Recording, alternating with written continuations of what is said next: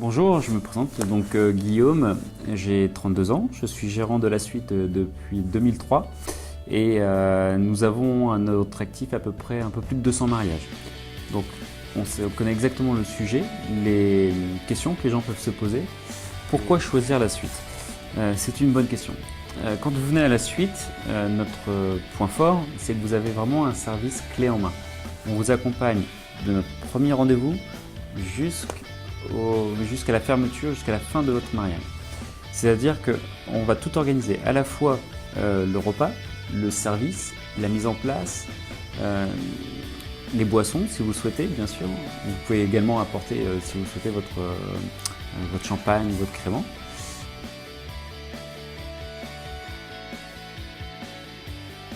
Alors effectivement on a un service clé en main. Maintenant avec l'expérience qu'on peut avoir au fil des années, on est capable de vous présenter différents interlocuteurs, notamment les animateurs, si vous avez besoin d'une nounou pour garder les enfants lors de votre mariage, il n'y a pas de souci.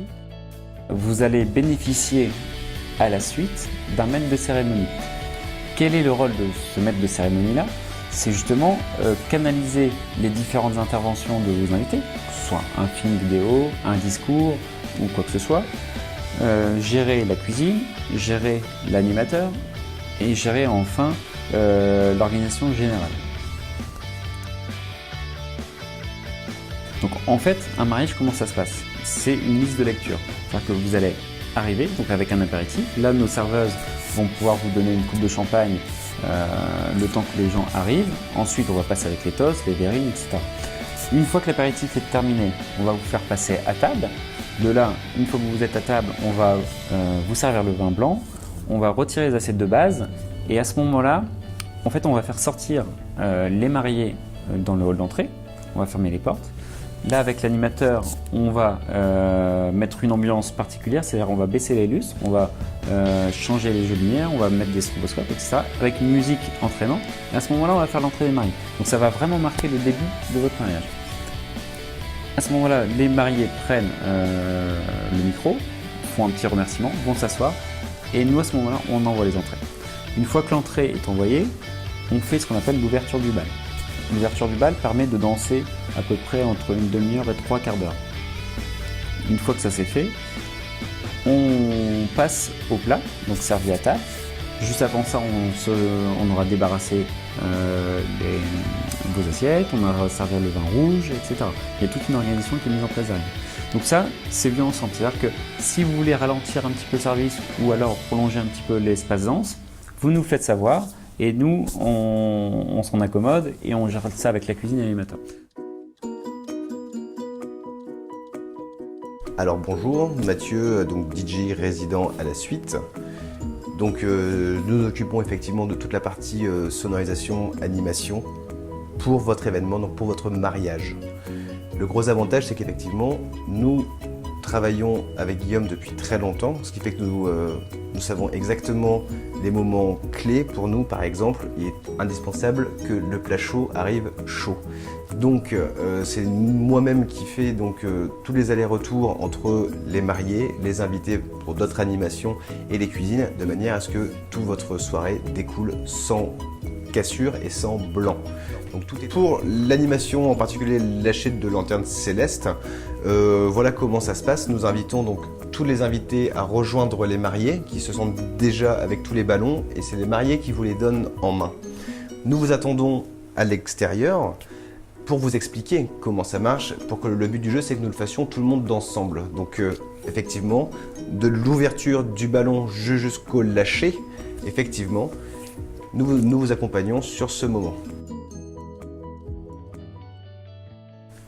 Pour les vins d'honneur, comment ça se passe? On accepte les vins d'honneur si vous n'êtes pas plus de 110, 120 personnes au repas. Parce qu'en fait, quand vous faites un vin d'honneur à la suite, on va couper la salle en deux avec un grand rideau.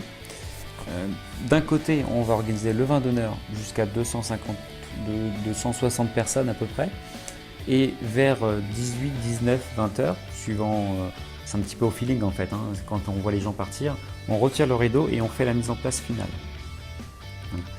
Au niveau du vin d'honneur, On a différentes formules sur notre plaquette que vous allez pouvoir apprécier et vous allez également pouvoir ramener soit votre crément, soit votre champagne pour le vin de Voilà. Pour le devis, c'est très simple. Effectivement, on peut en discuter lors d'un prochain rendez-vous ensemble, mais vous pouvez le faire aussi à la maison. C'est-à-dire que vous prenez le montant donc, de votre menu, vous multipliez par le nombre de personnes, tout est compris. On va dire qu'est-ce qui n'est pas compris dans le prix du menu. Ça sera plus simple. Vous avez l'animateur, vous allez avoir l'apéritif, donc ça au choix si vous en voulez ou pas. Si vous voulez ou pas aussi ramener votre champagne ou votre crément. Vous avez les heures supplémentaires, donc nous c'est compris pour 6 heures de prestation. Ça veut dire que si vous arrivez à 20h, jusqu'à 2h du matin, tout sera compris. Ensuite, il n'y aura pas de supplément ni pour le vin, ni pour les eaux, quoi que ce soit. Il y aura 50 € de l'heure supplémentaire pour la salle et 25 € par serveur présent. Je m'entends présent, c'est-à-dire que nous, je vous ai dit tout à l'heure qu'on envoyait le dessert vers 1h, 1h30. Une fois que les serveurs ont nettoyé vos assiettes de dessert, on ne va pas garder l'ensemble des serveurs. On va garder 1 ou 2 serveurs pour servir une bière, pour vous accompagner, etc. Ensuite, une fois qu'il n'y a vraiment plus besoin de service, moi je suis là jusqu'à la fin, je ne me compte pas. Donc souvent, il y a plus d'heures de supplémentaires pour la salle que de serveurs.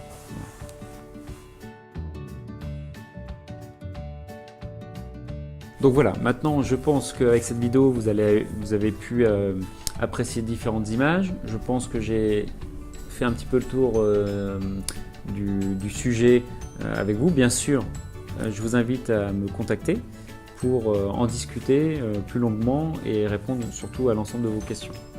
Maintenant que votre mariage soit dans 1 mois ou dans 2 ans, n'attendez pas. Plus vous y prenez en avance, plus vous aurez le choix dans vos dates.